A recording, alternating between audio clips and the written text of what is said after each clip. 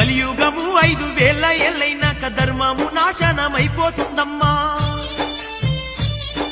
సల్ల కంటే కూడా కళ్ళు గొప్పదంటూ తాగేటి జనులే పెరిగిపోతారమ్మా. దేవుడే లేడాను నాస్తికవాదులు దేశ దేశాన ఎక్కువైతారమ్మా. నిజమైన భక్తులే తగ్గిపోతారమ్మా, కపటదారులే పెరిగిపోతారమ్మా. గో తల్లి అచ్చమ్మ నా తల్లి అచ్చమ్మ కాల జ్ఞానాన్ని చెబుతున్న వినవమ్మా.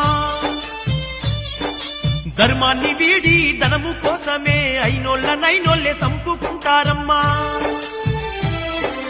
అమావాస నాడు ఆకాశములో నిండు సందామామ కనిపిస్తదమ్మా. అర్ధరాత్రి సింహ సీకట్లోన మండేటి సూర్యుడు ఉదయిస్తాడమ్మా.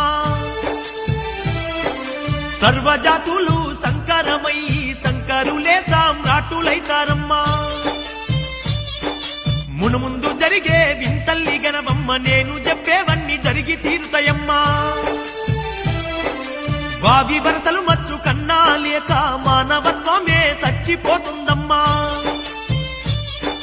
పగలేమో అన్నా చెల్లెళ్ళు అనుకుంటూ రాత్రుళ్ళు రతులల్లా మునిగిపోతారమ్మా. అతి తిండి అతి నిద్ర వల్ల ఈ జనులు విపరీత వ్యాధులతో బాధపడతారమ్మా.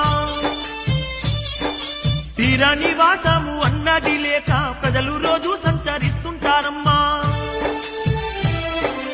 గో తల్లి అచ్చమ్మ నా తల్లి అచ్చమ్మ కాల జ్ఞానాన్ని చెబుతున్నా వినవమ్మా. ఆకాశంలా 3 సుక్కలు పుట్టి పిడుగులు బడి జనులు చస్తారమ్మా. పట్టపగలు సుక్కలాను చూసి లెక్కలేని జనులు రాలిపోతారమ్మా. ఇనుప స్తంభాలు చిగురిస్తాయమ్మా, రెమ్మలు సాగి పూలు పూస్తాయమ్మా. అడవి జంతువులు నగరాలపై బాడి నరుల నెత్తూరును తాగి వేస్తాయమ్మా. గో తల్లి అచ్చమ్మ నా తల్లి అచ్చమ్మ కాల జ్ఞానాన్ని చెబుతున్న వినవమ్మా. ఏనుగేమో పంది పిల్లల్ని గంటే పందులు కోతుల్ని గంటాయమ్మా. రెక్కలొచ్చిన కోడి పిల్లలు మనిషి భాషలో మాట్లాడుతాయమ్మా.